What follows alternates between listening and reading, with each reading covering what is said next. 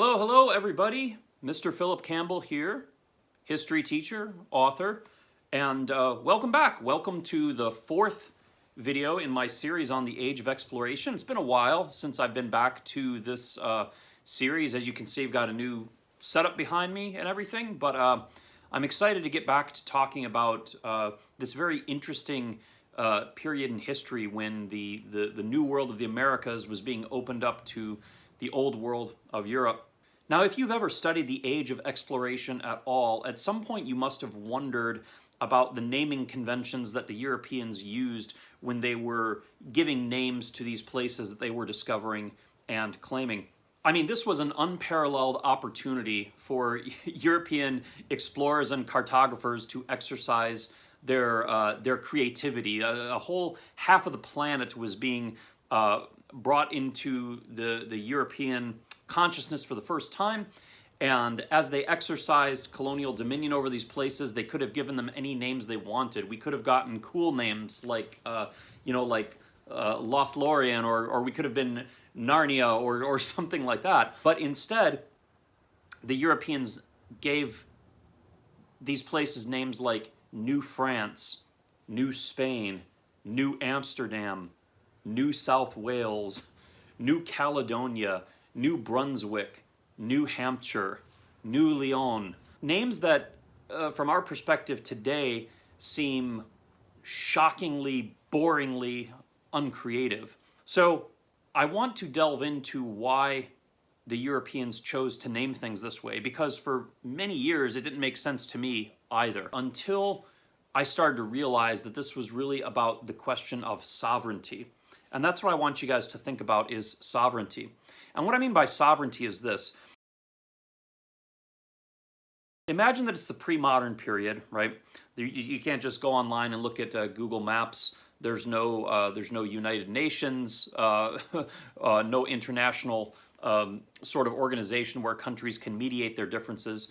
You just have this half of the globe that is being divided up and claimed by European powers. And it's very sparsely settled by the Europeans. Of course, there's natives and indigenous peoples there.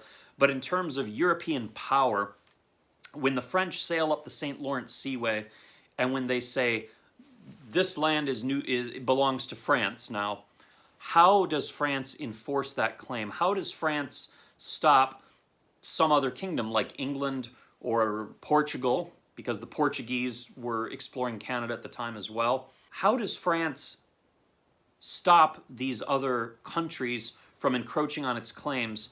How does France get its claim to sovereignty recognized in the international community when it doesn't have a strong military presence there, or even a presence of anyone at all, except for, you know, some scattered bands of French trappers and missionaries? How can France get its claim internationally recognized? This is where the naming of these new territories is important, because obviously France isn't going to be able, at least in the early days, to defend its claims to sovereignty with an army. It really has to depend upon getting the international community to recognize France's claim to a region. And I'm just using France for example. We could be talking about the Dutch, could be talking about the Spanish. And so this is where it becomes important for these kingdoms to attach names to these new areas that bind those new areas to the mother country. You know, so for example, if I am Spain and I'm sailing into the Caribbean, right? And we discover an island, and we call it Lothlorien or something like that. That name doesn't provide any linguistic or cultural ties to Spain, right? So we want to call it something like Hispaniola, Little Spain. You know, that was the name of the island Columbus established his settlement on. Or we want to call it New Castile, something that when people look on the map and when they say the names of these places, evoke Spanish sovereignty. And the idea is that if you can get enough people calling these places New Spain, Hispaniola, New Castile, or whatever, over time it becomes gradually accepted that yes, these are Spanish dominions. And of course, in time, the Spaniards, the French, whoever, are going to actually build up enough resources and manpower in these regions to actually defend the claims. But we're talking about the early stages of discovery when they are first being claimed, and those claims need to be recognized. So, for example, the Portuguese in the 1500s, the Portuguese explored extensively the coast of the east coast of Canada, and they even sailed up and down the coast of the United States, what is now Maine, New England, okay? And they gave these names, these places, Portuguese names, because they wanted Europe to recognize that Portugal had a claim on these regions. In Portugal's case, it did not work. The Portuguese were unable to get their claims recognized. The French and later the English and the Dutch were more aggressive in exploring New England and the coast of like Nova Scotia and eastern Canada. And so consequently, these places ended up becoming either parts of New England or New France or New Amsterdam in the case of the Hudson Valley. And the Portuguese place names were scrapped. But Maine, Newfoundland, Labrador, all these places originally had Portuguese names. In fact, the island of Labrador itself, that is a remnant of an old Portuguese place named Lavrador, which meant a landowner, I think. I think it was an explorer's last name. At any rate, the point is that establishing a place name that could connect your newly claimed territory with the mother country was a way of asserting sovereignty over the place in an age and a time when it was very difficult to get sovereignty recognized and to defend those claims to sovereignty.